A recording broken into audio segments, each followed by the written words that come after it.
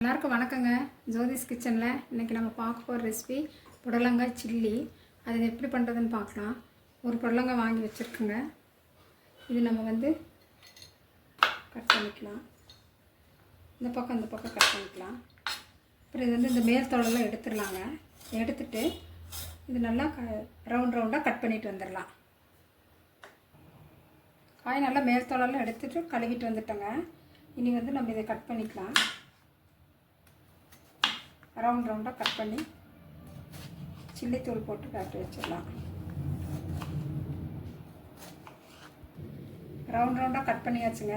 இது உள்ளே இருக்கிற அந்த விதை அதெல்லாம் எடுத்துடலாம்.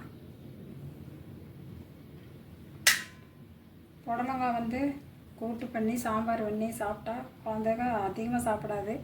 இந்த மாதிரி சில்லி பண்ணி கொடுத்தோம்னா நல்லா சாப்பிட்டுக்குவாங்க. இது பூரா சுத்தம் பண்ணிக்கலாம்.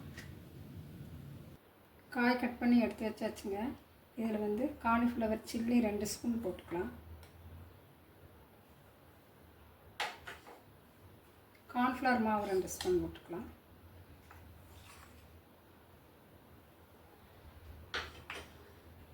காஷ்மீரி தூள் 1/2 ஸ்பூன் எடுத்துருக்கேன். இது எல்லாமே கலந்துக்கலாங்க. எல்லாம் கலந்தாச்சுங்க. இது ஒரு 10 நிமிஷம் நம்ம வச்சிடலாம். அப்புறம் பொரிச்சு எடுத்துக்கலாம். 10 நிமிஷம் ஆயிடுச்சுங்க. புடலங்காய் சில்லி பண்ணிக்கலாம். எண்ணெய் காஞ்சிடுச்சு.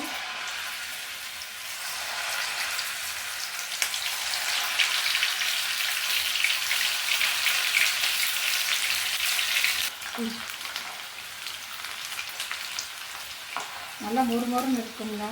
சாப்பிட்றதுக்கு நல்லாயிருக்கு.